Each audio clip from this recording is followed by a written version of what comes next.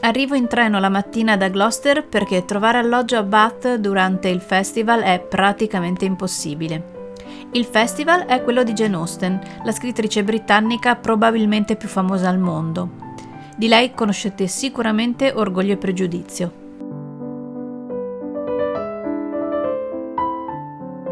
Vi mostro questo stradone per due motivi. Il primo è perché alla sua estremità, di fronte ai giardini, al numero 4 di Sydney Place, è situato l'appartamento in cui visse Jane con la famiglia. La Austen visitò e abitò Bath più volte nella sua vita, per questo in città si trova anche un altro edificio in cui visse e che oggi è sede di un museo a lei dedicato. Il secondo motivo è perché qui, alle 11 di mattina di un sabato di settembre, c'è l'evento clou che apre il festival, la sfilata in costume d'epoca Regency. Vi partecipano più di 500 persone che da qui passeggiano verso la città, dove poi si svolgono gli altri eventi.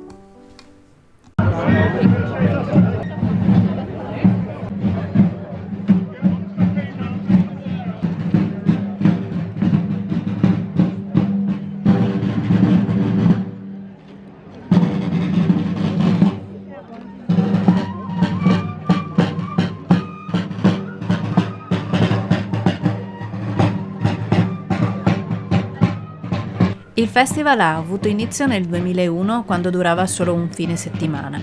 Ora attira 3.500 persone e dura 10 giorni. Si apre appunto di sabato con la promenade, il corteo, ma è caratterizzato da vari eventi, quasi tutti a pagamento e quasi tutti sold out un mese prima, quando io ho tentato di prenotare qualcosa. Ci sono gite nei dintorni a tema Jane Austen, la colazione d'epoca, il salone del parrucchiere per farsi i boccoli, il teatro itinerante, il mercatino e per chi è in costume la serata finisce giustamente con un ballo alla Assembly Rooms. Also der noch da bleibt, möchte bleibt da. Wenn jemand mit mir noch mitspazieren möchte.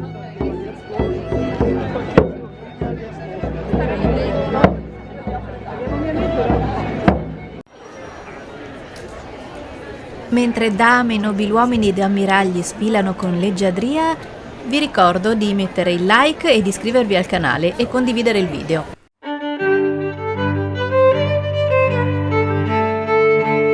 In questo video vi mostro esplicitamente il festival, ma se volete che vi racconti un po' di più la città, ho fatto anche un altro video anni fa in cui la visitavo con degli amici.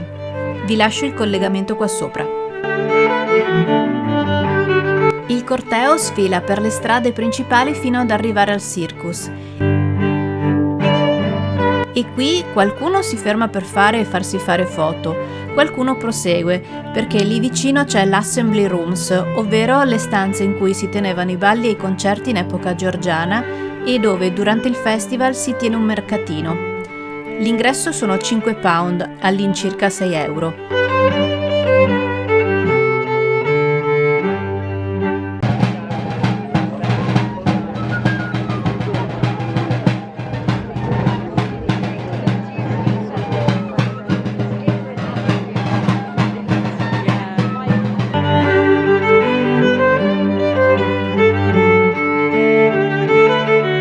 Come ho già detto, ci sono molte attività e tutte a pagamento.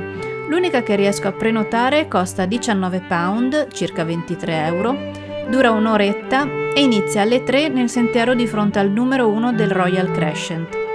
È la Austen's Lost and Found Theatrical Walking Tour, ovvero uno spettacolo teatrale itinerante in cui gli attori recitano un finto racconto riscoperto di Jane Austen con una storia che mescola tutti gli stereotipi classici dei libri dell'autrice.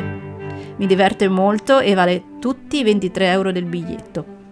E con il tè e la torta finisce la mia prima esperienza al Jane Austen Festival. Chissà che magari la prossima volta io partecipi in costume, sai mai nella vita. Grazie di essere arrivati fin qui e a presto!